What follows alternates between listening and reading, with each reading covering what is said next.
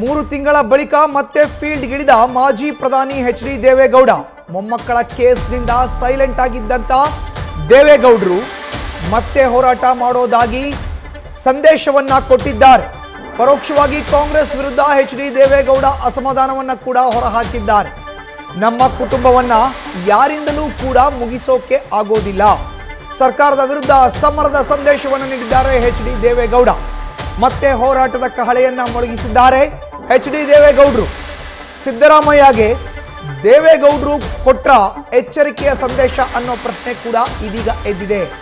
ದೊಡ್ಡ ಗೌಡ್ರು ಕೊಟ್ಟ 10 ಸಂದೇಶಗಳಾದ್ರೂ ಏನೇನು?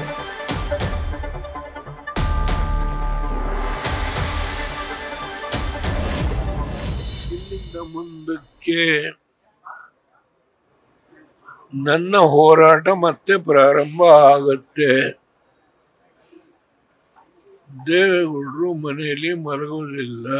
ದೇವೇಗೌಡ ಮಕ್ಕದಲ್ಲಿ ಏನಾದರೂ ಬದಲಾವಣೆ ಆಗಿದೆಯಾ?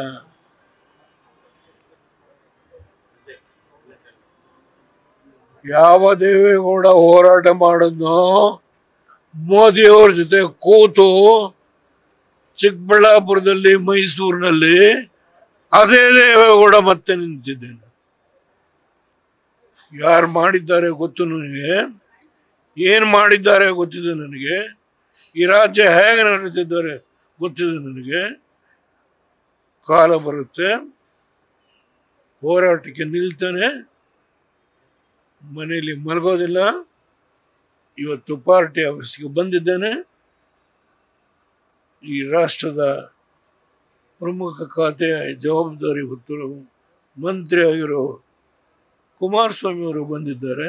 ಹೌದು, ಪ್ರಜ್ವಲ್ ಬಗ್ಗೆ ಅವತ್ತೇ ಎಕ್ಸ್ಪೆಲ್ ಮಾಡಿದೆ, ನಾನು ಪಕ್ಷದಿಂದ ಹೊರಗಾಗ್ದೆ.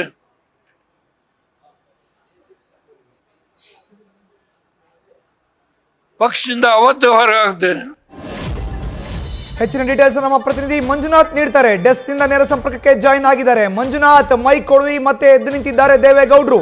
ರಾಜಕೀಯವಾಗಿ ಅವ್ರನ್ನ ಮುಗಿಸೋಕೆ ಆಗಲ್ಲ ಅನ್ನೋ ಒಂದು ಸಂದೇಶದ ಜೊತೆಗೆ ಸಾಲು ಸಾಲು ಸಂದೇಶಗಳನ್ನ ಇಟ್ಕೊಂಡು ಇವತ್ತು ಮಾಧ್ಯಮದ ಮುಂದೆ ಬಂದಿರುವಂತದ್ದು ದೇವೇಗೌಡರು.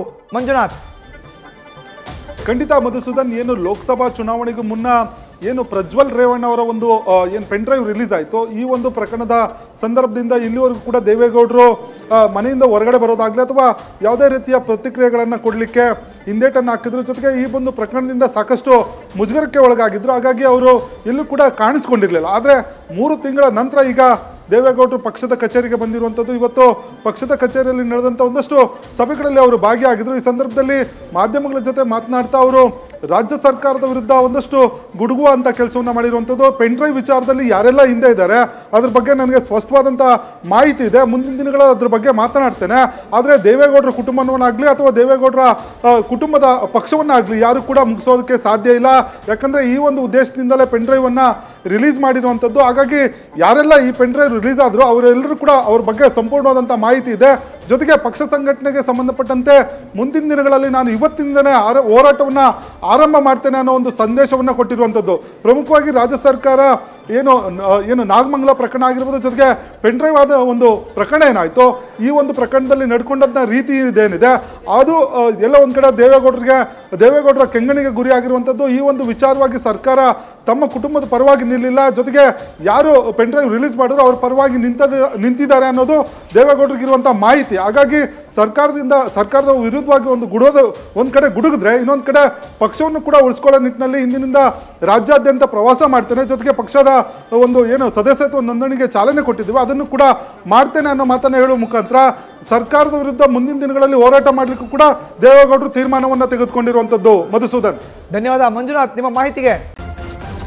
ನ್ಯೂಸ್ ಫಸ್ಟ್, ನಿರ್ಭೀತಿಯಿಂದ ನಿಮ್ಮ ಪರವಾಗಿ.